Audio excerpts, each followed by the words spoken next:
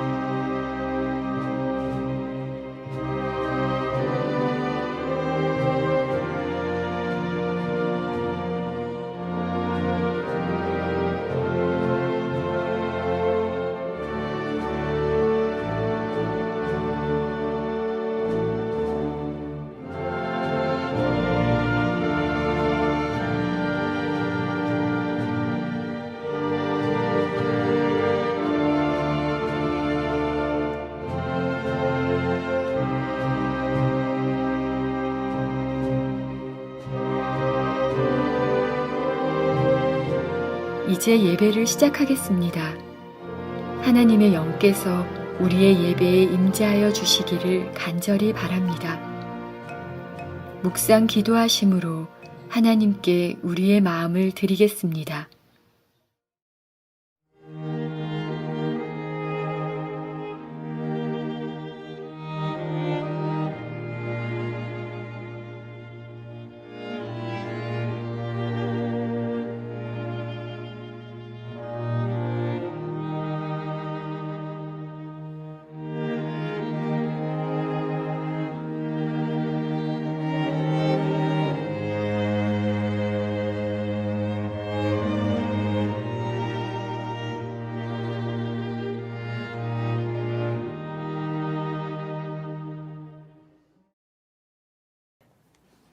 하늘에 계신 저희들의 아버지, 오늘 저희가 하나님께서 이 세상을 어떻게 마치시는가를 살펴볼 때 성령께서 저희의 마음을 열어주시고 저희의 마음속에 진리의 빛이 분명하게 들어올 수 있도록 인도해 주시옵소서.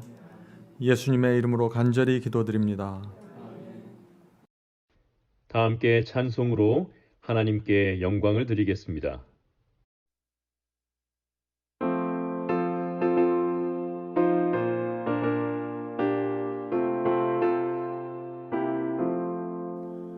날 대속하신 예수께 내 생명 모두 드리리.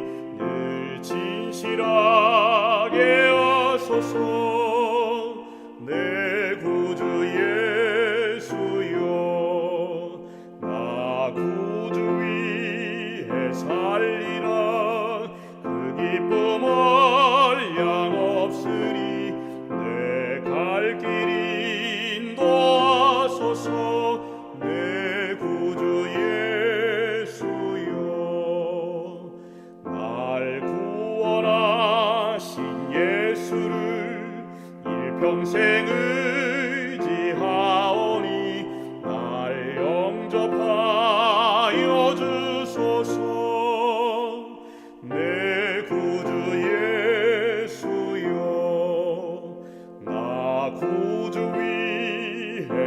살리라.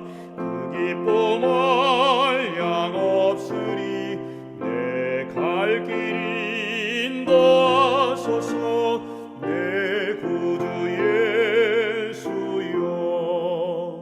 주 십자가에 달리사 나 자유하게 했으니 내 몸과 마음을 주 위에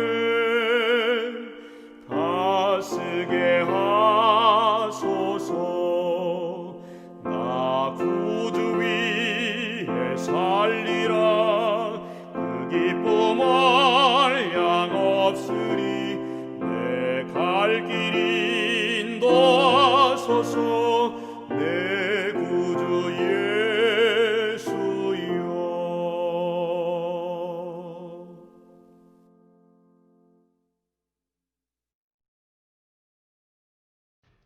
모두 무릎 꿇고 기도드리겠습니다.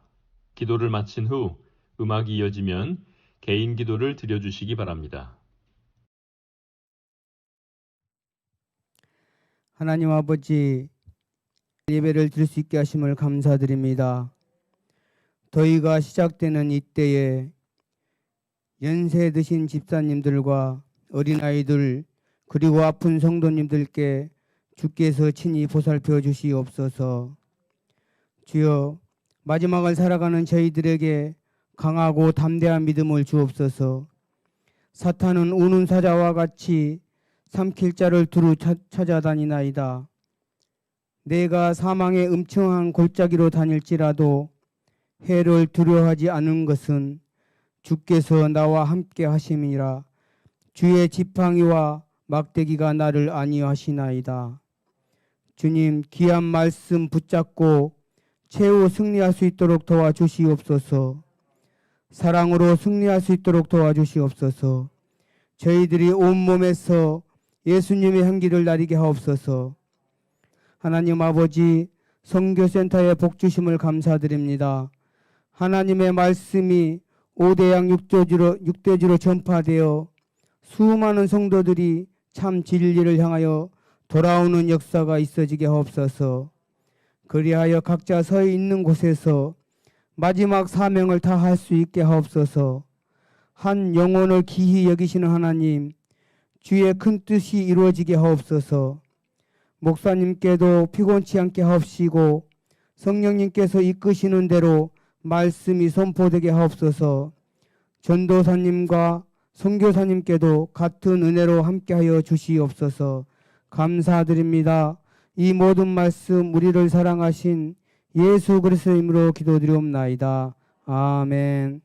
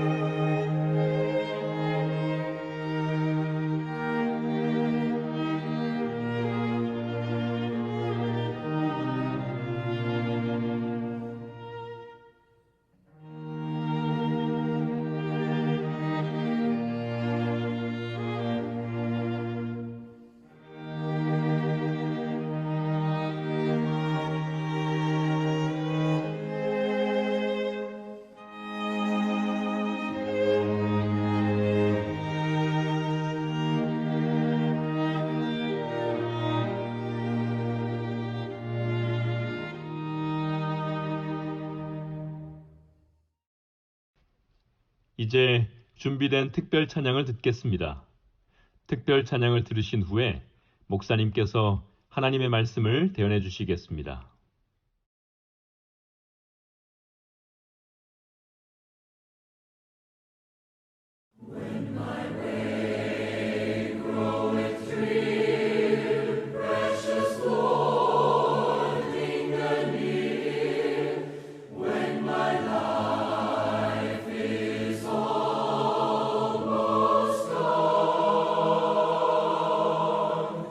Hear my cry, hear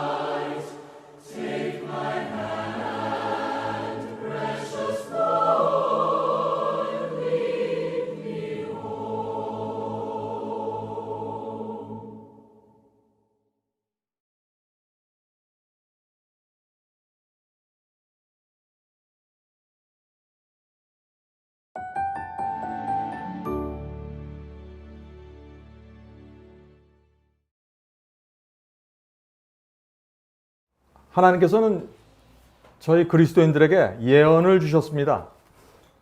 지구 역사 전체에 대한 예언을 주셨습니다.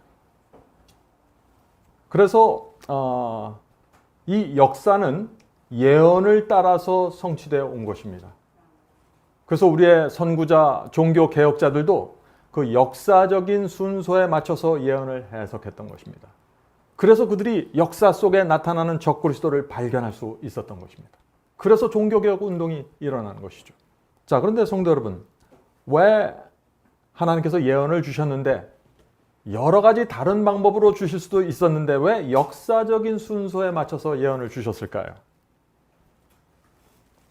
구약시대부터 수많은 예언들을 주셨는데 그 모든 예언들이 역사적인 순서에 따라 이루어졌습니다. 그리고 그 초점이 메시아의 탄생에 맞춰지는 것입니다. 그래서 구약시대 모든 예언들이 메시아의 그 생애와 죽음과 십자가와 부활에 전적으로 이루어지면서 이 신약시대의 초대교회가 나타났는데 그들은 메시아가 누군지, 우리가 왜 이분을 믿는지 확신을 갖고 복음을 땅끝까지 전파할 수 있었던 것입니다. 그리고 나서 요한계시록이 기록되면서 그 초대교회부터 말세까지 다시 예언이 역사적인 순서대로 이루어질 것을 또 기록해 놓은 것입니다. 그래서 그 요한계시록에 나오는 7교회, 7인, 7나팔 모든 예언들이 역사적인 순서대로 이루어지고 중세기에 큰 예언들이 이루어지는 것을 보게 되는 것입니다. 그러므로 예언에 대한 가장 큰 빛과 확신을 가진 성도들은 어느 시대의 성도들일까요? 마지막 시대의 성도들입니다. 왜요? 구약시대에 이루어진 예언들을 역사 속에서 확인했고 초대교회에서 이루어진 메시아에 대한 예언을 역사 속에서 확인했고 중세기에 나타난 예언들을 역사 속에서 확인했습니다. 모든 예언들을 역사 속에서 확인한 성도들은 마지막 때 나타나는 이 성도들밖에 없는 것입니다. 그래서 이들이 지구 역사에 있었던 어떤 그리스도인들보다 가장 큰 확신을 갖고 그리스도의 재림을 기다리고 준비할 수 있도록 하나님께서 계획하신 것입니다. 그것이 역사주의 예언 해석 방식입니다. 저희 바이블 칼리지에서 바로 그 방식을 갖고 예언을 해석하고 그래서 적그리스도의 정체와 언제 나타나고 종교개혁운동의 의미가 무엇이고 말세에 우리가 무엇을 어떻게 준비해야 되는지 예수께서 얼마나 가까이 오셨는지 이 모든 것은 역사주의 해석에서만 가능한 것입니다. 그런 의미로 볼 때 우리가 지금 이 시대를 분별할 수 있게 되는 것입니다. 역사적인 예언 해석 방법 굉장히 중요한 사상입니다.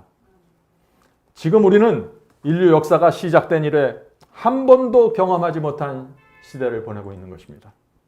지금처럼 온 세상이 불안하고 예측할 수 없었던 때는 없는 것 같습니다. 이번 코로나 바이러스 때문에 지구 전체에서 엄청난 일이 생겼습니다. 미국에서만 10만 명 이상이 죽었습니다. 2001년 9월 11일 뉴욕 쌍둥이 건물이 테러리스트들에서 폭파됐죠? 그때 3천 명이 죽었습니다. 그래서 미국이 비상사태를 선포하고 아프가니스탄까지 가서 전쟁을 했어요. 3천 명이 죽었는데. 그런데 지금 10만 명이 죽었습니다. 미국에서 받는 충격이라는 것은 이루 말할 수 없는 것입니다. 그 바이러스 때문에 지금 상상할 수 없는 일이 생기죠. 수많은 시체들을 처리할 수 없어서 냉동차들이 동원되고 있습니다. 성도 여러분, 세계 최고의 선진국에서 이런 일이 생기는 것입니다. 지금 누가 말세가 아니라고 말할 수 있을까요? 수많은 회사들이 문을 닫았습니다. 수많은 사람들이 직장을 잃어버렸습니다. 월급이 언제까지 나올 수 있을까 사람들이 두려워하고 있습니다. 이것이 미국만의 문제일까요? 그렇지 않다는 것입니다. 지금 국가들마다, 전 세계 국가들마다 이 꺼져가는 경제를 붙잡기 위해서 엄청난 규모의 자금을 지금 퍼붓는 것입니다. 재난지원금을 그냥 무상으로 다 나눠주고 있어요. 전 국민들에게. 그렇게 해서 단지 몇 달이라도 이 경제를 좀 붙잡을 수 있을까 하고 애를 쓰는 것입니다. 그런데 지금 회사 다니는 사람들, 이 경제를 이해하는 사람들이 걱정하는 것은 뭐예요? 재난지원금을 다 쓴 이후의 경제를 두려워하는 것입니다. 왜냐하면 이게 몇 달 가지 않거든요. 그리고 또 지금 다시 혹시 바이러스 감염이 폭증하게 되면 어떻게 될까? 그때는 참 엄격하게 통제할 수가 없어요. 전처럼 다 회사고 공장이고 학교고 문을 닫을 수가 없습니다. 왜냐하면 그러면 경제가 완전히 무너져 버리기 때문에. 그래서 경제를 살리려면 이젠 무조건 밀고 나가는 수밖에 없다 하는 말들이 나오는 것입니다. 경제학자들은 지금 여러 가지 시나리오를 쓰기 시작했습니다. 어떤 분들은 세계 경제가 유사일에 없는 대공황으로 들어갈 수도 있다고 경고하고 있습니다. 성도 여러분, 이것이 불과 몇 달 전만 해도 상상할 수 없었던 일이에요. 몇 달 전만 해도 우리는 원하는 것은 무엇이든지 할 수 있었어요. 비행기도 마음대로 타고 여행도 마음대로 다녔습니다. 인생을 즐겼어요. 몇 달 전만 해도 저희도 이 교회에서 마음껏 예배드렸습니다. 아침에 모여서 저녁까지 식사하고 다 헤어졌어요.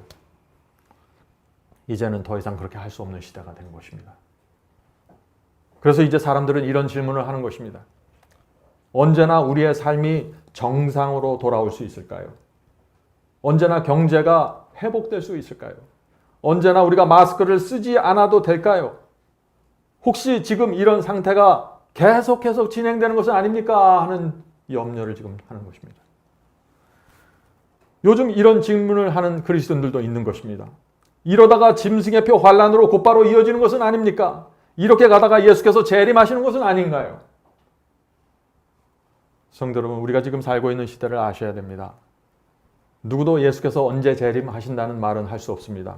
그러나 누구도 예수께서 매우 가까이 오셨다는 사실을 부인할 수 없는 것입니다. 지금은 깨어나야 할 때입니다. 더 이상 세상에 매달려서 사시면 안 되는 때입니다. 지금 우리는 그래서 우리 자신들에게 이런 질문을 던져야 되는 것입니다. 하나님께서 왜 지금 이런 상황을 허락하셨을까? 하나님께서는 지금 우리에게 무엇을 원하실까? 공중에 나는 새라, 단 한 마리의 새라도 하나님의 허락이 없으면 떨어지지 않는데 지구 전체에서 이런 일이 일어나는 것은 하나님의 의도가 있을 것이다 라고 생각해 봐야 되는 것입니다. 하나님께서 무엇을 원하실까요? 우리에게 하나님께 가까이 오기를 원하시는 것입니다. 회개하기를 원하시는 것입니다. 진심으로 회개하셔야 되는 것입니다. 하나님께서 우리 마음이 세상에서 떨어지게 되기를 원하시는 것이에요. 세상에 그래서 붙잡고 살던 것을 놓을 수밖에 없는 그런 상황을 만드신 것입니다. 마음만 떨어지는 것이 아니라 우리의 삶이 세상으로부터 멀어져야 됩니다. 개혁이 이루어져야 돼요. 최근에 미국의 어떤 유명한 스포츠 선수가 있는데 이 바이러스로 인해서 미국이 다 무너지는 이 모습을 보면서 이런 거를 인터넷에 올려놓았습니다. 하나님께서는 애굽인들이 숭배하던 모든 신들에게 재앙을 내리셨습니다. 하나님께서 지금 우리에게 열 재앙을 내리는 것 같습니다. 지난 3개월 동안 우리가 숭배하던 모든 우상들에게 재앙이 내렸습니다. 하나님께서는 지금 우리에게 이런 메시지를 주고 계십니다. 너희가 나 대신 스포츠를 숭배하기 원하는가? 내가 모든 운동자가 체육관을 문 닫겠다. 너희가 나 대신 세상 음악을 숭배하기 원하는가? 내가 그들의 공연장을 문 닫겠다. 너희가 나 대신 영화를 숭배하기 원하는가? 내가 극장문을 닫겠다. 너희가 나보다 돈을 섬기기 원하니 내가 증권시장과 경제를 무너뜨리겠다. 너희가 나를 진심으로 섬기고 싶지 않니? 내가 교회 문을 닫고 교회 갈 수 없게 만들겠다. 이 스포츠 선수는 이런 댓글을 올려놨어요. 그리고 나서 자기의 말을 이런 식으로 마칩니다. 어쩌면 우리에게 바이러스 백신이 필요 없을지 모릅니다. 우리는 세상과 분리되고 고립된 상태에서 심령이 부흥되고 우리에게 가장 중요한 분이신 그리스도를 바라보아야 합니다. 성도 여러분, 저희 마지막 사명도 이번 이 바이러스에 대해서 굉장히 혜택을 받은 선교기간 중에 하나예요. 사람들이 교회 가지 못하고 직장 가지 못하고 집에 갇혀 살면서 마지막 사명을 알게 되는 일들이 많이 생겼습니다. 성도 여러분, 왜 경제가 무너져 가고 있을까요? 하나님께서 진리를 찾을 수 있는 길을 보여주시는 것입니다. 그동안 장사에 의지하고 월급에 의지해서 살아왔는데 이제는 하나님만 의지하는 신앙이 무엇인지 가르쳐 주기 원하시는 것이에요. 우리는 지금 이 시대에 사도 요한의 이 말씀을 깊이 받아들여야 됩니다. 요한일서 2장 15절 17절입니다. 이 세상이나 세상에 있는 것들을 사랑치 말라. 누구든지 세상을 사랑하면 아버지의 사랑이 그 속에 있지 아니하니 이는 세상에 있는 모든 것이 육신의 정욕과 안목의 정욕과 이생의 자랑이니 다 아버지께로 쫓아온 것이 아니요 세상으로 쫓아온 것이라. 이 세상도 그 정욕도 지나가되 오직 하나님의 뜻을 행하는 이는 영원히 거하느니라. 성도 여러분, 이 구약 시대부터 하나님께서는 항상 세상을 사랑하지 말라고 경고하셨습니다. 그건 시대를 불문하고 똑같아요. 그 이유가 무엇일까요? 세상을 왜 사랑하지 말라고 계속해서 말씀하셨을까요? 세상을 사랑하면요, 사탄에게 미혹당하기 때문에 그래요. 성경은 전쟁 이야기입니다. 하나님과 사탄의 전쟁 이야기예요. 세상을 사랑하면 그 전쟁에서 무너지고 패배하는 것입니다. 그래서 경고하시는 것입니다. 사도 요한은 지금 누가 영원히 남겠다고 했어요? 누가 영원히 거하겠다고 했어요? 지금 오직 하나님의 뜻을 행하는 이는 영원히 거하느니라. 성도 여러분, 하나님의 뜻을 믿는 자가 아니에요. 하나님의 뜻을 동의하는 자가 아닙니다. 하나님의 뜻을 행하는 자입니다. 그들이 영원히 거하는 거예요. 이 세상은 하나님과 사탄이 전쟁하는 전쟁터입니다. 에덴 동산에서부터 그 전쟁이 시작됐습니다. 지금도 계속되는 것입니다. 하나님을 그래서 믿기만 하면 안 되는 것이에요. 전쟁이 일어나는데 믿기만 하고 주저앉아 있는 사람이 어디 있어요, 세상에. 전쟁이 일어났으면 둘 중 하나 편에 가담하셔야죠. 하나님의 편에 서야 하는 것입니다. 이 전쟁에서 우리는 누구의 편에 설 것인지로 결정하면서 구원이 결정돼 버리는 것입니다. 사탄의 편에 쓴 사람이 어떻게 하나님께 가서 구원을 받겠어요? 중간은 없는 것입니다. 사탄에게 미혹당하는 특징이 뭔지 아세요? 하나님과 사탄의 전쟁을 놓쳐버리는 것입니다. 하나님과 사탄의 전쟁을 보지 못해요. 그저 내가 구원받고 내가 은사받고 내가 축복받으면 되는 것이에요. 전쟁이 없어요. 무슨 뜻입니까? 미혹당했다는 증거입니다. 그래서 사탄에게 미혹당하면 그 생각의 구조와 구원의 구조가 이런 식으로 생각하게 되어 있어요. 하나님의 말씀에 불순종하는데 나는 하나님의 편이라고 생각해요. 미혹당한 것입니다. 죄를 붙잡고 있는데 은혜가 내 죄를 덮어줄 것이라고 믿어요. 미혹당한 것입니다. 내 마음이 죄를 미워하고 대적하지 않는데 나는 거듭났다고 생각해요. 미혹당한 것입니다. 주님을 사랑한다고 말하는데 주의 말씀과 계명에 순종하지 않습니다. 미혹입니다. 하나님과 사탄 사이의 전쟁에서는 그런 일이 생길 수가 없는 것입니다. 성도 여러분, 우리가 정말 우리의 마음이 하나님 앞에 정직하다면요, 미혹당할 수가 없어요. 내가 나 자신을 기만하니까 미혹당하는 것이죠. 그래서 우리 다 부족하고 연약하지만은 하나님의 말씀 앞에 설 때만은 정직하셔야 됩니다. 그래야 진리가 보이는 것이에요. 그래야 성령께서 내게 말씀해 주실 수 있는 것입니다. 하나님의 말씀 앞에 정직하지 않으면 미혹당한다는 사실 여러분 잊지 마시기 바랍니다. 지금은 하나님의 말씀을 견고하게 붙잡고 있을 때입니다. 그렇지 않으면 경제가 흔들리고 무너질 때 진리를 놓아버리게 됩니다. 많은 사람들이 지난 생애 동안 수십 년 동안 매달 들어오는 월급에 의지해서 살아왔을 것입니다. 매달 집세를 내는 것이 당연했고 집세를 받은 주인들이 당연한 것입니다. 모든 것이 당연하게 이루어졌어요. 그런데 갑자기 바이러스가 생기면서 여기에 문제가 생기는 것입니다. 지금 내가 의지해왔던 그것이 무너져 버리는 것입니다. 미국에서 수백 개의 나이키 매장이 몇 달 전에 문을 닫았습니다. 유명 브랜드 매장들이 수백 개가 문을 닫았습니다. 100년 이상의 전통을 가진 백화점들이 문을 닫았습니다. 미국의 수많은 도시들에서 폭동이 일어나고 있는 거 여러분들 아시죠? 수많은 사람들이 죽었고 사회가 마비되었고 경제가 무너지면서 갈등이 생기는 것입니다. 성경이 말하는 재림의 징조가 너무나 분명하게 나타나고 있는 것입니다. 성도 여러분, 이것이 저 바다 건너 저쪽에서 일어나는 일일까요? 그렇지 않은 것이 문제입니다. 모든 나라의 경제와 사회와 정치가 지금 높은 파도를 치고 있는 것입니다. 유럽과 미국과 중국에서 일어나는 이런 상황들이 한국에도 영향을 깊이 미칠 수밖에 없는 것이에요. 폭풍우가 오는 것입니다. 지금 우리에게 필요한 것이 무엇일까요? 폭풍우 속에서 평안과 안전을 찾는 방법을 배우는 것입니다. 오늘 우리가 이 말씀을 좀 집중해서 살펴보려고 하는 것입니다. 폭풍우가 오기 때문에 이 말씀을 알아야 되는 것이에요. 성도 여러분, 우리는 세상이 주는 평안보다 더 확고한 평안을 가져야 합니다.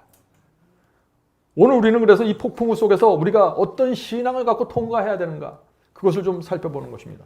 어떤 부자가 이런 질문을 했습니다. 그는 자신을 가장 이 세상에서 행복하다고 생각하는 것입니다. 돈이 많기 때문에. 그래서 어떤 사람에게 이런 질문을 하는 것입니다. 이 세상에서 누가 가장 행복할까요? 그런 질문을 한 것입니다. 그때 한 철학자가 이렇게 대답했습니다. 그것은 아무도 모릅니다. 만약 어떤 사람이 죽음을 앞두고 자신의 생애를 뒤돌아보면서 영혼의 평안을 느낀다면 그 사람이 가장 행복한 사람입니다. 성도 여러분, 이 행복과 안전은요, 지금 결정되는 것이 아닙니다. 지금은 누가 정말 행복하고 누가 정말 복을 누리는지 알 수가 없어요. 좋은 자동차, 좋은 집에 산다고 행복을 누리고 복을 받는 사람이 아니에요. 마지막에 결정돼요, 그거는. 그래서 사람들이 자꾸 혼돈하는 것입니다. 그러나 그것을 정확하게 알 때가 옵니다. 언제입니까? 우리가 하늘 심판대 앞에 나갈 때입니다. 그때 평안의 손으로 그리스도를 손잡고 하나님 앞에 심판대에 설 수 있는 사람들이 있다면 그들이 가장 평안한 사람이고 그들이 가장 큰 복을 받은 사람들입니다. 성경은 그래서 복 있는 자를 이렇게 설명하는 것입니다. 시편 112편 1절입니다. 시편 112편 1절. 여호와를 경외하며 그의 계명을 크게 즐거워하는 자는 복이 있도다. 여호와를 경외해야 합니다. 그리고 계명을 크게 즐거워해야 합니다. 성도 여러분, 이 말씀을 놓치지 마세요. 계명을 크게 기뻐하는 신앙으로 돌아가셔야 됩니다. 하나님의 뜻을 크게 기뻐하는 신앙으로 돌아가셔야 돼요. 지옥에 안 가려고 계명 지키는 것이 아니에요. 하늘 가기 위해서 지키는 게 아니에요. 계명 자체가 내 마음에 너무 큰 행복이 되는 것입니다. 이런 신앙을 가지면은요, 폭풍우가 불어와도 문제가 없습니다. 신앙을 견고하게 지킬 수 있는 것입니다. 오늘 많은 분들이 이런 질문을 하죠. 사람이 어떻게 유혹을 물리치고 죄를 이길 수 있습니까? 사람이 어떻게 이 세상을 사랑하지 않을 수 있습니까? 저는 그런 분들에게 이렇게 대답합니다. 내 속에 죄를 싫어하는 마음이 있고 유혹을 유치하게 여기는 마음이 있으면 승리하게 됩니다. 아무나 승리하는 것은 아니죠. 저는 유혹을 물리칠 수 없고 죄를 이길 수 없다는 분들에게 이런 질문을 드립니다. 짐승의 표 환란이 왔을 때도 여러분은 세상을 사랑하고 죄를 붙잡고 있겠습니까? 은혜의 시간이 끝나는 그 상황에 가서도 여러분은 계속해서 지금처럼 은혜가 내 죄를 덮어준다고 믿으면서 살아가시겠습니까? 그럴 수는 없겠죠. 죄는 버려야 하고 이겨야 하는 것입니다. 그렇지 않으면 죄가 나를 삼켜버리는 것입니다. 그래서 우리는 날마다 주 앞에 나가 죄를 내려놓고 회개해야 되는 것입니다. 성도 여러분, 지금은 죄를 만지작거릴 때가 아니에요. 수많은 사람들이 평생 동안 의지하던 경제와 사회와 교회까지 무너져가고 있습니다. 이 바이러스가 교회에도 굉장한 영향력을 미치고 있습니다. 지금 순종의 신앙을 확고하게 세워지지 않으면은 폭풍우가 올 때 무너집니다. 성도 여러분, 폭풍우에서 살아남기 원하시죠? 그러면 이 말씀을 들으셔야 돼요. 이 말씀이 폭풍우가 올 때 필요한 말씀입니다. 자, 마태복음 7장 24절 26절입니다. 자, 여기 엄청난 파도와 홍수가 밀려올 때 어떤 사람들이 살아남는지 보세요. 누구든지 나의 이 말을 듣고 행하는 자는 그 집을 반석 위에 지은 지혜로운 사람 같으니. 누가 반석 위에 서 있어요? 어떤 사람들이? 하나님의 말을 듣고 행하는 자입니다. 순종하는 자입니다. 비가 내리고 장수가 나고 바람이 불어 그 집에 부딪히되 무너지지 아니하나니. 폭풍우가 올 때 무너지지 않는 사람들 누구예요? 하나님의 말씀을 듣고 행하는 자들입니다. 이는 주초를 반석 위에 놓은 연고요 나의 이 말을 듣고 행하지 아니하는 자는 그 집을 모래 위에 지은 어리석은 사람 같으니. 얼마나 분명한 말씀입니까? 진리는 아주 단순한 것입니다. 말 갖고 장난을 하면 안 되는 것입니다. 하나님의 말씀에 정확하게 단순한 마음으로 서 있어야 돼요. 성도 여러분, 우리는 폭풍우를 돌파하는 비결을 배워야 합니다. 마지막 때가 가까이 오면 가까울수록 우리는 이 신앙이 뭔지 이해를 해야 되는 것입니다. 그것을 배우지 못하면 앞으로 굉장히 힘든 시간을 갖게 됩니다. 왜 그래요? 지금 세상은 누구도 예측할 수 없는 괴물로 변해가고 있습니다. 몬스터가 되고 가고 있어요, 세상이. 사람들은 다 불안해하고 있습니다. 앞으로 어떤 세상이 올지 불안한 것입니다. 이럴 때 우리는 옛날 믿음의 조상들이 어떻게 살아갔는지 보면 되는 것입니다. 그들을 인도하셨던 하나님께서 오늘 우리를 인도하시기 때문에 그런 것입니다. 히브리서 11장 13절입니다. 히브리서 11장 13절.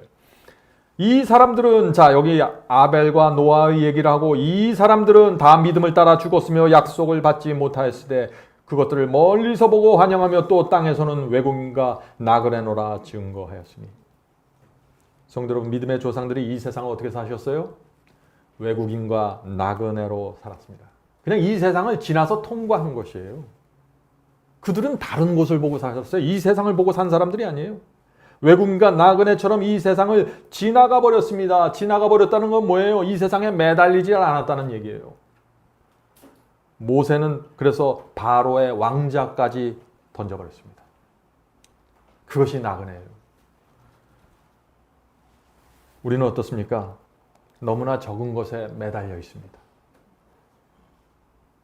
너무나 적은 것 때문에 자꾸 시험에 듭니다. 왜 이런 문제가 생길까요? 나그네가 아니에요. 성도 여러분, 사탄은 우리가 이 세상을 나그네처럼 살지 못하게 합니다. 그래서 이 땅에 계속해서 남아있게 만들려고 애를 쓰는 것입니다. 그래서 죄와 불순종을, 하나님의 뜻과 충돌하는 것들을 아주 멋지게 포장해서 우리의 인생 앞에 던져주는 것입니다. 자꾸 던져줘요. 그래서 우리가 그것을 볼 때마다 자꾸 마음이 흔들리는 것입니다. 조심해야 돼요. 사탄이 던져주는 것을 붙잡고 주저앉으면은 더 이상 나그네가 되지 못합니다. 우리는 그냥 나그네가 아니죠. 하늘 나그네입니다. 하늘 나그네. 하나님께서는 하늘 나그네를 자랑스럽게 생각하신다고 했습니다.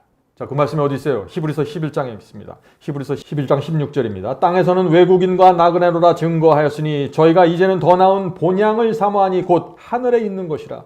그러므로 하나님이 저희 하나님이라 일컬음을 받은 심을 부끄러워하지 아니하시고 저희를 위하여 한 성을 예비하셨느니라. 성도 여러분, 하나님께서 예비하신 그 한 성에 들어갈 자들이 누구예요?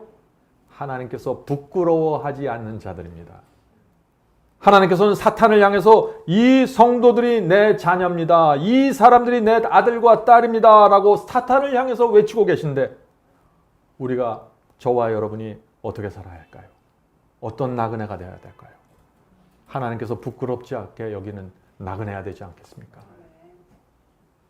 우리가 돈 몇 푼에 흔들리는 사람이 되면 안 됩니다.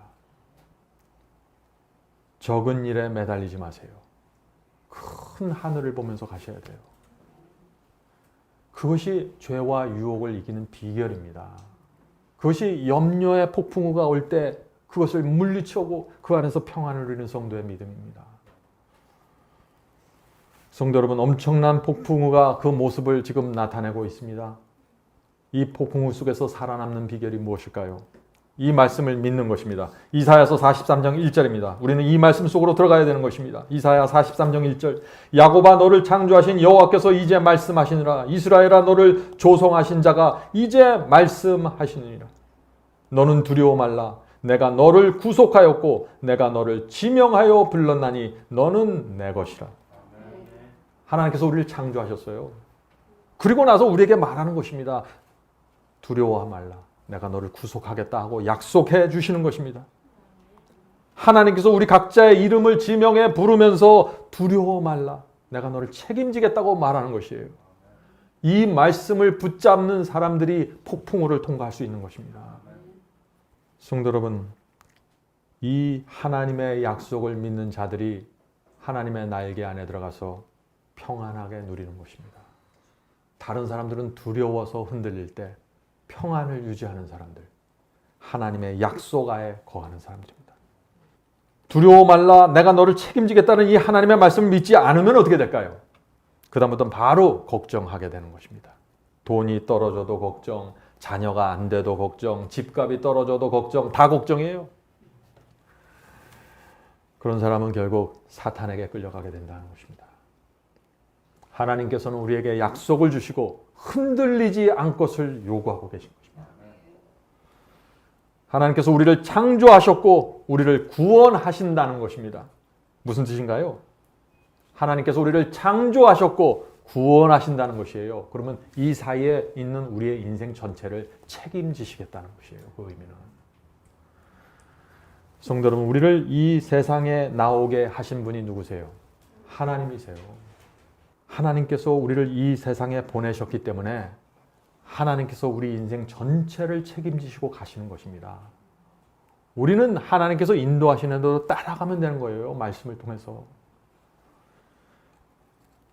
성도 여러분, 우리가 이 하나님께서 내 생애를 책임지고 인도하신다는 이 믿음을 갖고 있으면은 어떤 폭풍우가 와도 조용히 앉아서 주님의 인도하심을 기다릴 수 있다는 것입니다. 성도 여러분, 오늘 폭풍우를 통과하는 믿음의 비결을 배우셔야 돼요. 그러므로 우리가 돈이 없다고 염려하지 마세요. 이 세상 모든 것은 아버지의 것이라고 했습니다. 시편 104편 24절에 그 말씀이 있죠. 시편 104편 24절. 여호와여, 주의 하신 일이 어찌 그리 많은지요. 주께서 지혜로 저희를 다 지으셨으니 주의 부요가 땅에 가득하나이다. 무슨 뜻인가요? 지구 전체가 모두 아버지의 것이라는 것입니다. 여러분은 이 사실을 믿으십니까? 나는 아무것도 없어도 내 아버지는 부자라는 것입니다. 모든 것은 하나님의 것이고 우리는 그분의 자녀라는 것입니다. 이 사상을 머릿속에 정확하게 갖고 있는 사람들이 폭풍우 속에서 평안을 누릴 것입니다. 아무것도 염려하지 마세요. 모든 것은 우리 아버지 것이고 아버지께서 필요할 때 우리에게 공급해 주시는 것입니다. 자, 질문을 이제 드리죠. 그러면 모든 것은 아버지의 소유인데 왜 각 사람이, 어떤 사람은 재산이 많고 어떤 사람은 재산이 적습니까? 하는 질문을 던질 수 있겠죠. 너무 불공평하지 않은가요? 다 똑같은 자녀인데 왜 어떤 사람은 부자이고 어떤 사람은 가난하냐 이거예요. 많은 사람들이 이런 질문을 던집니다. 신명기 8장 18절 보겠습니다. 신명기 8장 18절. 이것이 하나님의 대답입니다. 네 하나님 여호와를 기억하라. 그가 네게 재물 얻을 능력을 주셨습니다. 하나님께서 각 사람에게 재물을 얻을 수 있는 능력, 파워를 주셨다는 것입니다. 그래서 어떤 사람은 한 달에 100원을 벌고 어떤 사람은 한 달에 1억을 버는 것이에요. 능력에 따라 번다는 것입니다. 하나님께서 우리 각자에게 필요한 능력을 주셨어요. 자, 그러면은 이제부터 우리가 왜 나는 이렇게 조금밖에 돈을 벌지 못합니까? 라고 불평할 필요가 없는 것입니다. 왜? 이것은 내가 아니라 하나님께서 주신 능력입니다. 내 능력에 대해서 불편해하지 마세요. 창피할 필요도 없습니다. 하나님께서 알아서 주신 것입니다. 저도요, 이렇게 설교하니까 뭐 잘할 것 같죠? 돈 버는 재주는 제로예요. 예? 다 잘할 수 없는 거예요. 예? 젊었을 때 저도 돈을 벌려고 했는데 돈이 안 생기더라고요, 저한테는. 우리는 주께서 주신 능력에 만족하면서 살아야 됩니다. 이달에 10,000원을 주셨으면 그것으로 감사하면서 살면 되는 것이에요. 그것이 폭풍우를 통과하는 지혜입니다. 생각해 보세요. 나에게 돈 버는 능력을 하나님께서 주시지 않았다는 것이 무슨 뜻인가요? 하나님께서 나에게는 다른 능력을 주셨다는 거예요. 이 세상에 돈 버는 능력 하나만 있는 것이 아니에요. 그건 학교에서 가르쳐주는 철학이지. 성경의 가르침은 그것이 아닙니다. 성경은 각 사람에게 다른 능력과 다른 은사를 주신다고 하셨어요. 그릇이 다 다르다고 하셨습니다. 왜 그것을 그릇을 비교하면서 왜 이렇게 고통당하시냐고 스스로. 그건 하나님을 믿는 믿음이 아니죠. 하나님께서 우리에게 서로 다른 능력을 주셨어요. 그래서 어떤 분은 돈은 참 못 벌어요. 그런데 교회는 너무나 잘 섬겨요. 그건 누구도 따라올 수 없어요. 어떤 사람은 돈 버는 재주는 없어요. 그런데 복음을 전하라고 하면 날아다녀요. 어떤 사람들은 무능력해요. 그런데 희생적으로 다른 사람들을 돕는 능력은 탁월해요. 하나님께서 우리 모두에게 능력을 주셨습니다. 그렇기 때문에 돈 하나 없다고 주눅들 필요 없다는 것이에요. 하나님의 눈으로 볼 때는 아무것도 아니에요. 단지 하나님께서 우리를 사용하는 그릇과 용도가 다를 뿐입니다. 하나님께서 내게 주신 능력, 내게 주신 은사에 만족하고 살아가는 것, 그것이 폭풍우를 통과하는 믿음의 비결입니다. 성도 여러분, 하나님께서는 돈으로 판단하지 않으십니다. 하나님께서 요구하시는 것은 이것입니다. 고린도전서 4장 2절입니다. 고린도전서 4장 2절. 맡은 자들에게 구할 것은 충성이니라. 하나님께서 무엇을 요구하신다고요? 충성을 요구하시는 것입니다. 이것이 청지기 직분입니다. 모든 사람은 하나님께서 맡겨주신 것을 충성스럽게 관리하고 보존하는 거예요. 이 청지기라는 단어를 사전에서 찾아보면 이런 뜻입니다. 청지기는 다른 사람의 재산과 재정과 일을 맡아서 관리해 주는 사람이에요. 청지기는 그래서 맡아서 관리하는 역할만 할 뿐이에요. 청지기는 내 것이 아니에요. 이것을 잘 우리가 이 진리를 잘 머릿속에 담아두셔야 돼요. 잊으시면 안 돼요. 내 집과 내 땅 내 것이 아니에요. 청지기예요. 우리는 그냥 맡아서 관리하는 것입니다. 내가 청지기라는 것이 무슨 뜻이에요? 내가 청지기다. 그것은 내가 맡아서 관리하는 돈이 적다고 창피할 필요가 전혀 없다는 것이에요. 네? 창고지기에 창고에 물건이 적다고 창고 주인이 뭐 걱정을 해요? 그 사람 그냥 보관업을 하는 거예요. 보관업. 우리도 마찬가지입니다. 어떤 사람은 재산을 많이 맡아서 관리해야 돼요. 큰 책임이 있는 것입니다. 어떤 사람은 적게 맡아서 관리하게 됩니다. 하나님께서 우리를 이 땅에서 태어나게 하시고 인생을 살아가시는데 청지기 직분을 주고 너희가 내가 주는 것만큼 맡아서 관리하라 하고 말씀하시는 거예요. 문제는 뭐예요? 문제는 재산의 크고 작음이 아니라는 것입니다. 문제는 그 맡고 있는 자의 충성입니다. 적게 맡고 있는 자도 충성하셔야 돼요. 많이 맡고 있는 자도 충성해야 되는 것입니다. 맡을 자들에게 구할 것은 충성이라. 진리입니다, 이것이.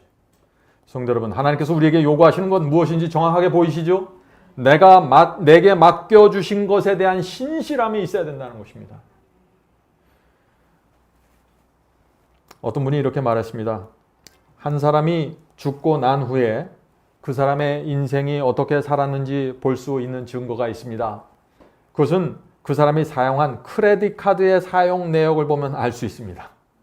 그것을 보면 그 사람이 어떤 청지기로 살았는지가 보입니다. 라고 말했습니다. 성도 여러분, 여러분의 은행 거래 내역을 한번 보십시오. 크레딧 카드를 어떻게 사용했는지 한번 보세요.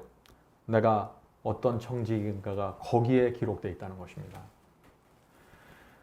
성도 여러분, 모든 것은 하나님이 것이고 내 은행에 들어온 것은 하나님께서 보관하라고 맡겨주신 것입니다. 충성으로 하셔야 됩니다. 시편 50편 10절 12절입니다. 이 말씀을 읽어보면 모든 것이 하나님의 것이라는 게 분명하게 나타났죠. 시편 50편 10절 12절입니다. 이는 삼림의 짐승들과 천산의 생축이 다 내 것이며 하나님의 것이며 산의 새들도 나의 아는 것들이며 들의 짐승도 내 것이니라. 내가 가령 줄여도 내게 이르지 않을 것은 세계와 거기 충만한 것이 다 내 것이미로다. 성도 여러분, 모든 것은 하나님의 것이라는 사실을 여러분은 인정하시겠습니까? 내가 내 집의 소유주가 아닙니다. 내가 내 월급의 주인이 아니라는 것입니다. 우리는 주신 것을 맡고 있는 청지기일 뿐입니다. 이렇게 우리가 생각해버리면은 경제 폭풍우가 와서 어떤 일이 생겨도 두려워하지 않는 것입니다. 나는 청지기일 뿐이기 때문이죠. 하나님께서 나를 보호해 주셔야 보존이 되는 것입니다. 그러므로 내게 맡겨주신 것 적다고 불안할 필요도 없고 모든 것은 맡겨주신 분이 책임져 주시는 것입니다. 나는 충성스럽게 살아가면 되는 것입니다. 성도 여러분, 내가 나를 책임지는 게 아닙니다. 그것을 잊지 마셔야 돼요. 하나님께서 나를 책임져 주셔야 됩니다. 이것이 그리스도인이 항상 행복할 수 있는 원리입니다. 하나님께서 우리를 이 땅에 보내셨기 때문에 우리가 죽는 날까지 하나님께서 우리를 인도하시고 책임져 주시는 것입니다. 조건은 뭐예요? 하나님께서 주시는 진리를 따라서 따라가는 것입니다.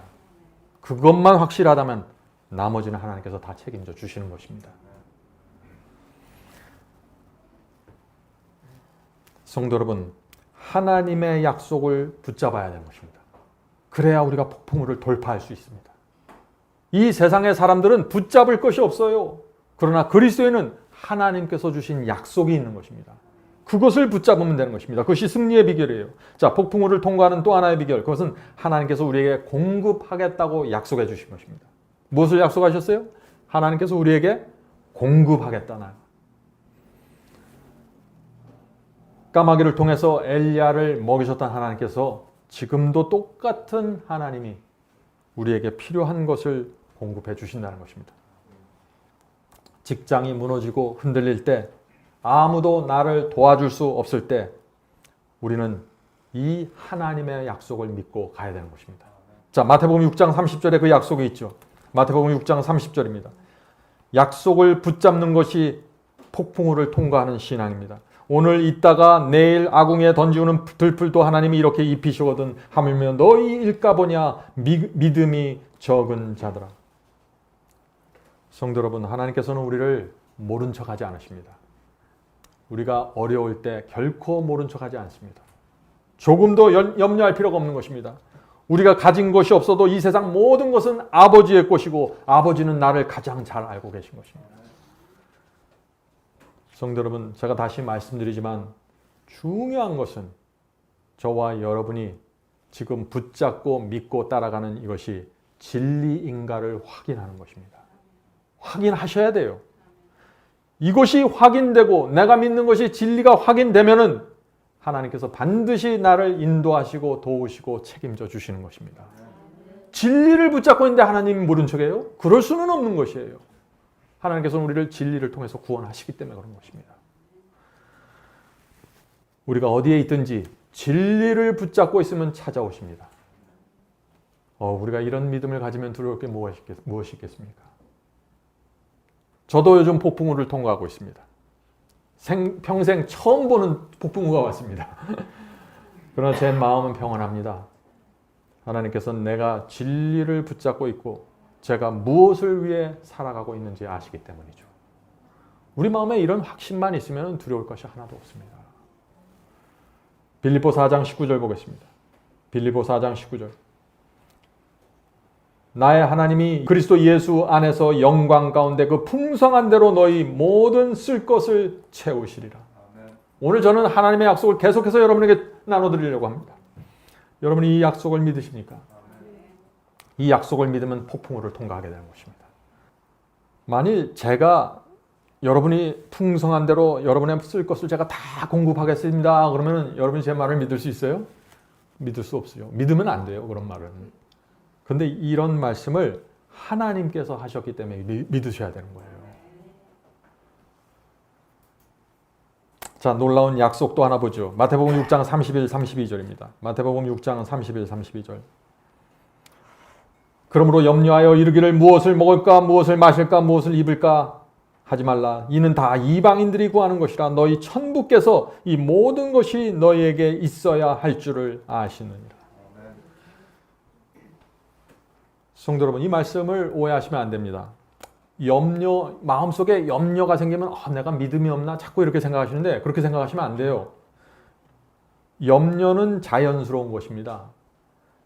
경제가 힘들어지는데 왜 염려가 없겠어요? 염려는 감정이에요. 이 감정이 없으면 그건 사람이 아니죠. 그건 로봇이지. 그런데 이 염려가 생기는 건 당연한 것인데 이 염려가, 걱정이, 이 두려움의 감정이 나를 파고 들어와서 내 영혼을 집어삼키면 안 된다는 것이에요. 염려가 내 믿음을 무너뜨리면 안 된다는 것입니다. 성도 여러분, 그러므로 염려가 올라올 때, 두려움이 생길 때 우리는 하나님의 약속으로 달려가야 된다는 것입니다. 그래서 하나님의 말씀이 주어져 있는 것이에요. 하나님, 저는 하나님의 약속을 믿습니다. 제 형편을 아시는 하나님께서 제게 필요하고 제가 써야 할 것을 공급해 주실 것을 제가 믿습니다. 제 염려를 하나님께 드립니다. 이것이 염려를 맡기는 신앙입니다. 이것이 약속을 붙잡고 있는 그리스도인의 모습입니다. 성도 여러분, 우주의 왕이 저와 여러분의 아버지입니다. 이것을 잊지 말으셔야 돼요. 우리 아버지는 우리가 무엇이 필요한지 아십니다. 그래서 예수께서 너희 천부께서 이 모든 것이 너에게 있어야 할 줄을 아시느니라. 우리가 구하기도 전에 아신다는 것입니다. 우리가 자녀를 키울 때 그 아이들이 뭘 달라고 요구해야 하나요? 다 알잖아요. 뭐가 필요한지 우리 자녀들에게. 염려가 되지만은 염려할 필요가 없는 것입니다. 왜냐하면 우리 아버지가 내 형편을 나보다 더 정확하게 아시기 때문입니다. 어떤 때는 내가 이것이 필요하다고 생각하지만 아버지는 그것보다 더 중요한 것을 공급해 주시는 것입니다. 아버지이기 때문에 그런 것이죠. 성도 여러분, 하나님께서 우리를 책임지시는 대신에 단 하나의 명령을 주십니다. 이 명령에 순종하는 사람마다 하나님의 완전한 보호 속으로 들어가는 것입니다. 자, 그 말씀이 무엇입니까? 제가 늘 강조하는 말씀이죠. 마태복음 6장 32, 33절입니다. 마태복음 6장 32, 33절. 너희 천부께서 이 모든 것이 너에게 있어야 할 줄을 아시느니라. 너희는 먼저 그의 나라와 그의 의를 구하라. 그리하면 이 모든 것을 너희에게 더하시리라. 자, 먼저 그 나라와 그 의를 구하라고 했습니다. 이것만 하면 나머지는 책임져 주시겠다는 것이에요. 자, 이게 무슨 뜻인가요? 먼저 기도하라는 것입니다. 먼저 성경 말씀을 살피라는 것입니다. 내 인생에서 최우선 최고의 자리에 하나님을 먼저 두라는 것입니다. 내 일 다 내가 계획한 다음에 하나님 찾아가는 것이 아니라 하나님을 먼저 찾으라는 것입니다. 하나님을 먼저 만나면 내가 너를 인도하겠다고 약속하시는 것입니다. 성도 여러분, 우리 마음에 염려가 생길 때 어떻게 합니까? 주님께 맡기셔야 하는 것입니다. 주님께 맡기세요. 베드로전서 5장 7절입니다. 베드로전서 5장 7절. 너희 염려를 다 주님께 맡겨라. 이는 그가 너희를 돌보십니다. 하나님께서는 참 말씀을 참 단순하게 하시는 것이에요. 우리는 내가 책임져 줄게 하는 말을 하려면 굉장히 오래 걸릴 것 같은데 단순해요. 왜 그래요? 능력이 확실하면 말이 단순해져요. 능력이 없는 사람들이 구구절절 설명이 많은 것입니다. 하나님께서 우리를 돌보십니다. 여러분의 주머니가 빌지라도 하나님께서 책임져 주십니다. 여러분이 진리를 붙잡고 있는 한 흔들리지 않습니다. 이 세상 어떤 것도 우리를 향한 하나님의 사랑을 끊어낼 수 없습니다. 그리스도인의 삶이 무엇입니까? 그것은 하나님의 보호를 받은 상태에서 순종하면서 살아가는 것입니다. 이것을 잊으시면 안 돼요. 우리가 이런 신앙으로 들어가 버리면 어떻게 돼요? 점점 더 우리의 삶 속에 은혜가 충만해지게 됩니다. 깊은 확신으로 들어가게 되는 것입니다. 성도 여러분, 짐승의 표 환란이 앞으로 올까요? 반드시 옵니다. 어떻게 하냐고요? 요한계시록에 기록되어 있잖아요. 하나님의 말씀이 그걸 말하고 있잖아요. 이 짐승의 표 환란이 생겨야만 복음이 땅 끝까지 전파되고 큰 성령의 역사가 일어나면서 주께서 재림하실 수 있는 것입니다. 주께서 재림하시려면 반드시 환란이 그 앞에 먼저 들어가 있는 것이에요. 그것이 예언의 순서고 패턴입니다. 주님의 재림을 기다린다고 하는 사람들이 짐승의 표 환란은 안 믿어요. 그건 있을 수가 없는 일이에요. 짐승의 표 환란이 일어날 때 성도들이 생계에 큰 위협을 받게 될까요? 그렇습니다. 요한계시록 13장 17절입니다. 요한계시록 13장 17절. 누구든지 이 표를, 짐승의 표죠, 이 표를 가진 자 외에는 매매를 못하게 하니. 성도 여러분, 사고 팔지 못할 때가 온다는 것입니다. 그때가 되면 어떻게 돼요? 우리 스스로 할 수 있는 건 아무것도 없어요. 사고 팔지 못하는데 뭘 하겠어요? 우리 힘으로 되는 건 아무것도 없는 때가 오는 거예요. 그런 때 우리가 다니엘과 새 친구처럼 신앙으로 서야 된다는 것입니다. 근데 그런 준비가 그냥 한순간에 이루어지지 않는 거예요. 그래서 우리가 날마다 그것을 배워야 됩니다. 두려움과 염려와 압박이 밀려올 때 주님께 맡기고 주님의 보호하심을 기다리는 신앙을 배우셔야 되는 것입니다. 그것을 지금 배워야 되는 것입니다. 성령의 은혜가 필요한 것입니다. 그래서 두려움이 올 때, 염려가 밀려올 때 성령께서 내 마음에 오셔서 내 마음을 붙잡아 주시고 위로해 주시고 안위해 주시는 경험을 지금 하셔야 되는 것입니다. 이 성령의 안위라는 것은 내가 진리 속에 거할 때만 가능한 것입니다. 진리가 무엇인지 정확하게 꿰뚫어 보지 못하는 사람이 어떻게 성령의 역사를 충분하게 받을 수 있어요? 그건 안 되는 것이에요. 성도 여러분, 감당하기 어려운 폭풍우가 올 때 주께서 주시는 평안을 받는 훈련이 필요한 것입니다. 지금 하셔야 되는 것입니다. 염려 때문에 잠 못 이룰 때가 있죠. 그럴 때 기도하셔야 되는 것입니다. 기도를 통해서 염려를 다 주님께 넘겨드리는 신앙의 훈련이 필요한 것입니다. 실제로 해보셔야 여러분이 그게 뭔지를 아는 거예요. 염려가 오면 어떤 분들은 머리를 동여매고 그냥 혼자서 싸매고 있는 거예요. 그러면 신앙을 배우지 못해요. 염려가 올 때, 두려움이 올 때 하나님의 말씀을 붙잡고 주 앞에 나가서 주여 이렇게 약속해 주셨죠. 제 이 말씀대로 제 모든 것을 주님께 드립니다. 제 영혼 속에 평안을 주시옵소서. 이것이 신앙이고 이것이 살아있는 하나님과의 관계로 들어가는 것이죠. 하나님을 믿으니까 그렇게 하는 겁니다.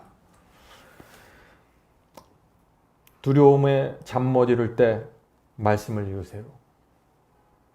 밤새 사냥꾼에게 쫓긴 사슴이 새벽에 시냇물을 찾아가서 물을 마시는 것처럼 그렇게 말씀을 마셔야 되는 것입니다.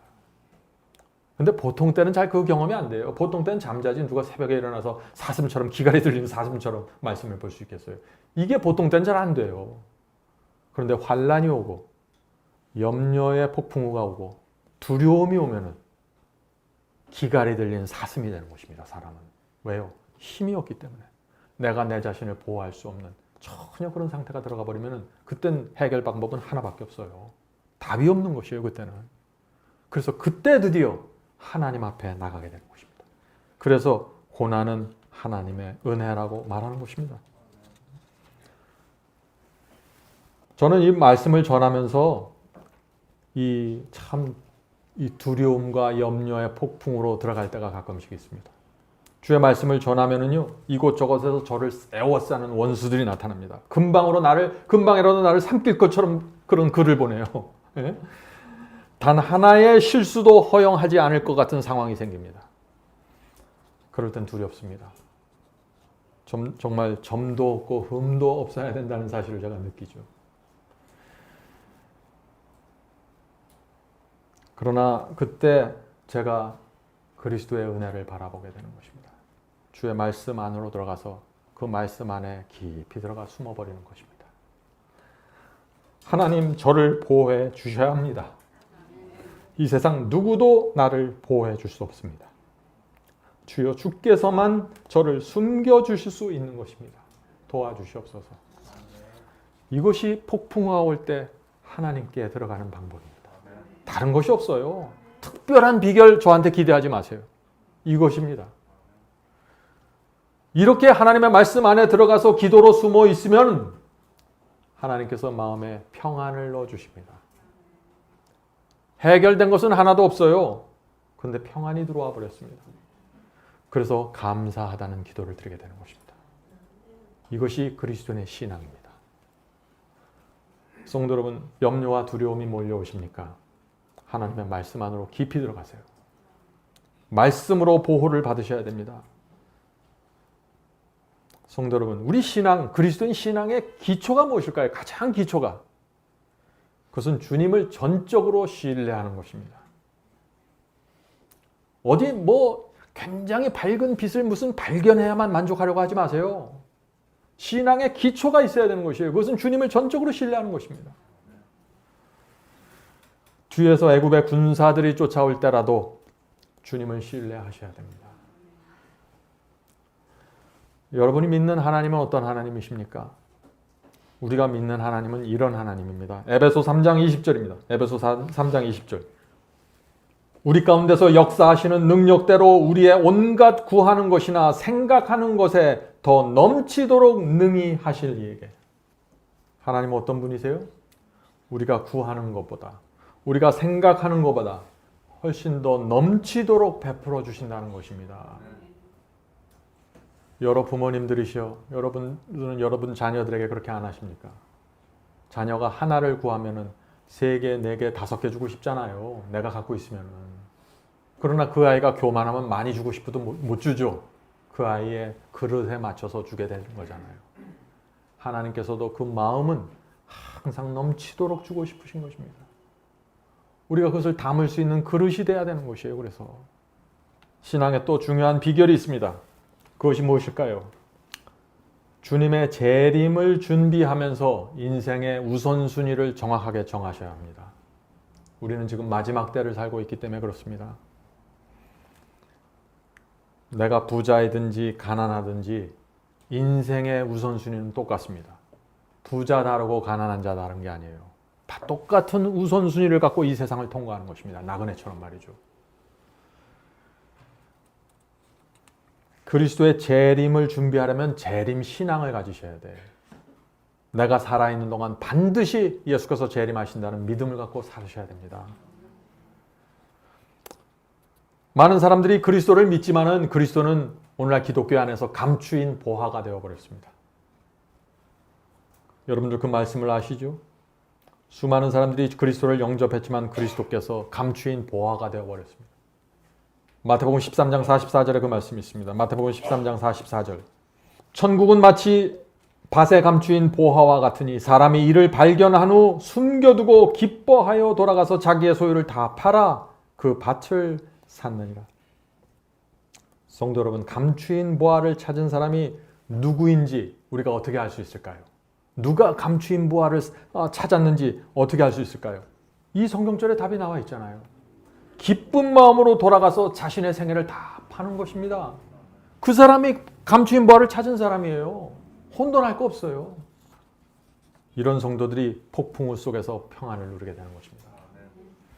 성도 여러분, 재림하시기 전에, 예수께서 재림하시기 전에 이 지구에 재난의 바람이 몰려온다고 하잖아요. 그때 경제가 무너지고 온 세상 사람들이 패닉에 들어가게 된다고 말합니다. 이 세상 경제에 의지하고 살던 모든 사람들이 그때가 되면 굉장한 두려움과 압박을 느낄 수밖에 없는 것입니다. 이 세상 모든 사람이 마찬가지예요. 짐승의 표를 받지 않으면 매매하지 못하게 하는 법이 굉장한 압력으로 다가오는 것입니다. 근데 그때 놀라운 일이 생깁니다. 하나님의 보호하심 속에 거하는 성도들이 딱 나타나는 것이에요. 그때. 그들이 누구일까요? 그들이 누구일까요? 굉장히 중요한 것입니다. 계시록 14장 11절부터 12절입니다.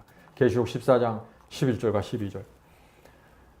짐승과 그의 우상에게 경배하고 이름의 표를 받는 자는 누구든지 밤낮 쉬움을 얻지 못하리라 하더라. 성도들의 인내가 여기 있나니 저희는 하나님의 계명과 예수 믿음을 지키는 자니라. 성도 여러분, 이것이 무슨 뜻입니까?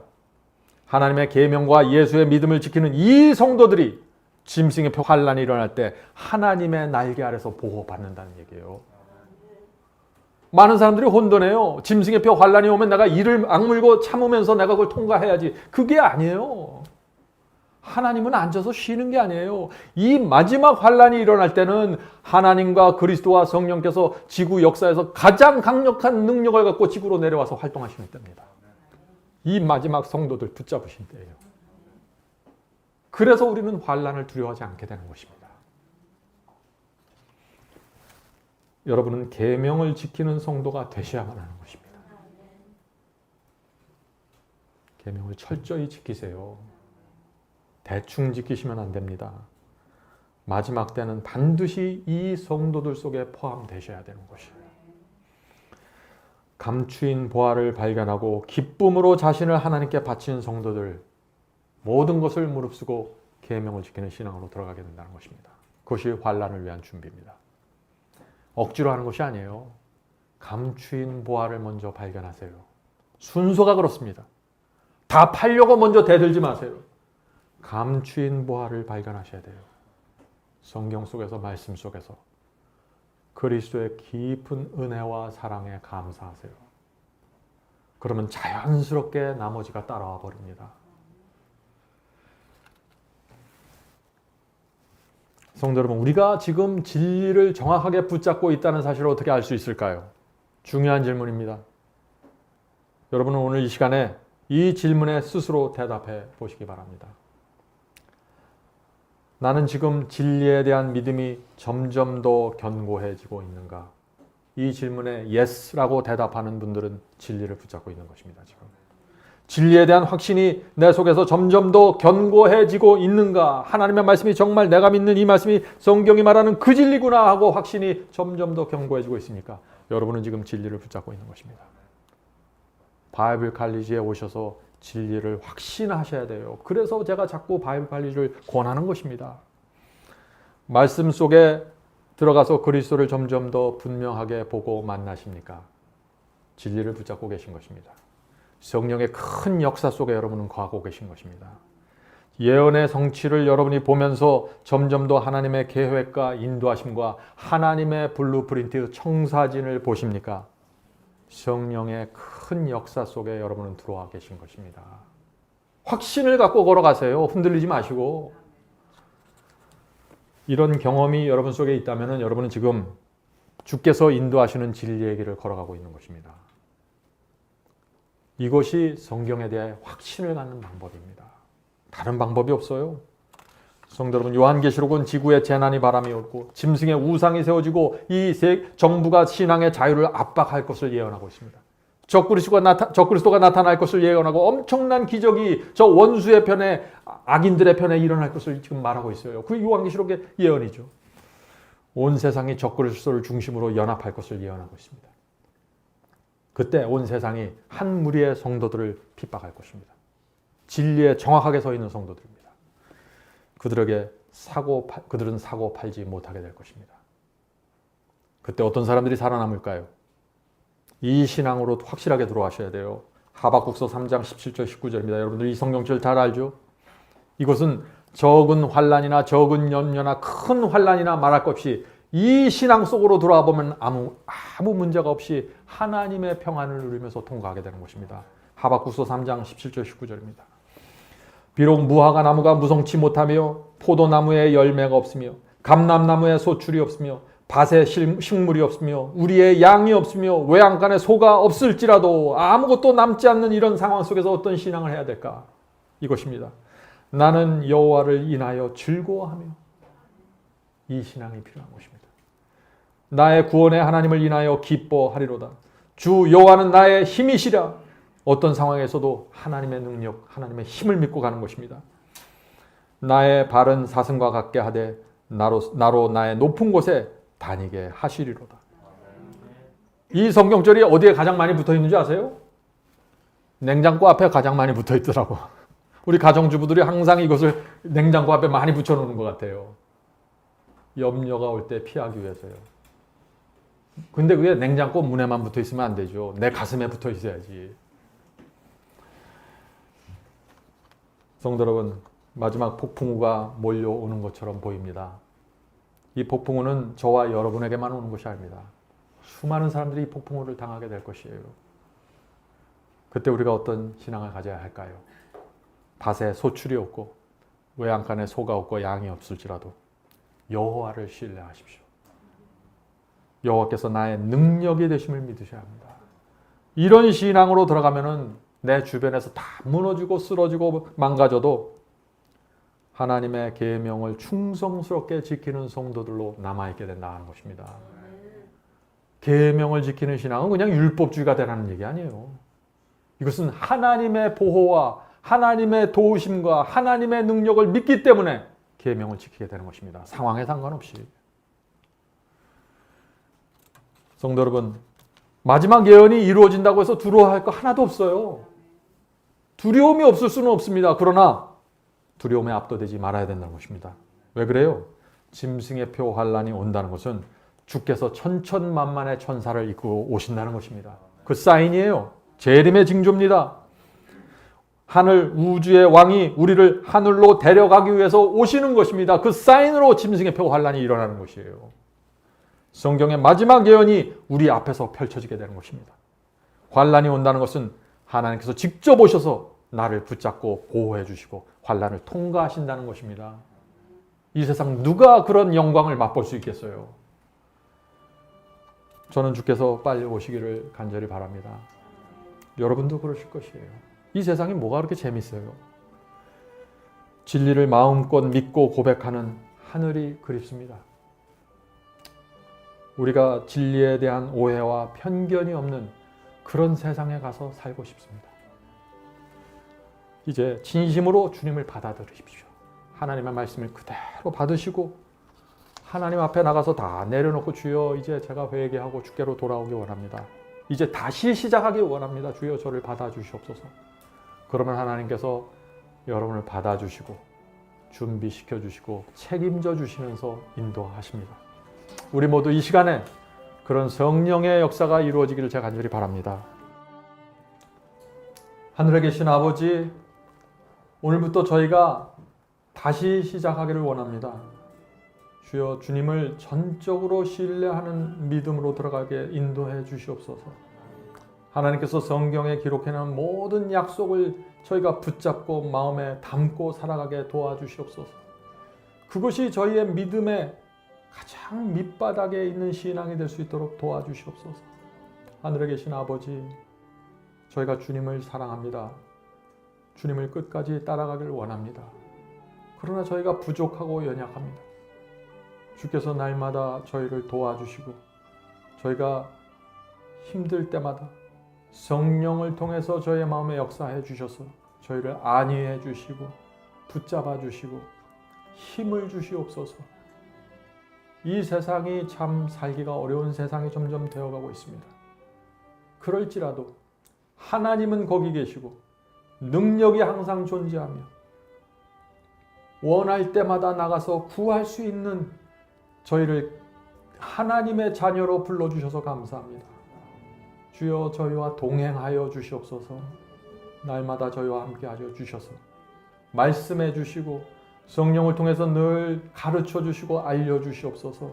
어디로 가야 될지 무엇을 해야 될지 어떻게 살아야 될지 가르쳐 주시옵소서. 하늘에 계신 아버지, 저희의 남은 생애를 주님께 드립니다.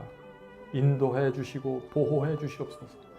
이 폭풍우 속에서일지라도 주님과 함께 가면 저희의 마음이 평화가 있습니다.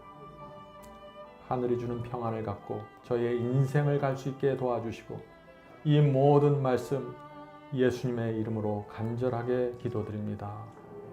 아멘.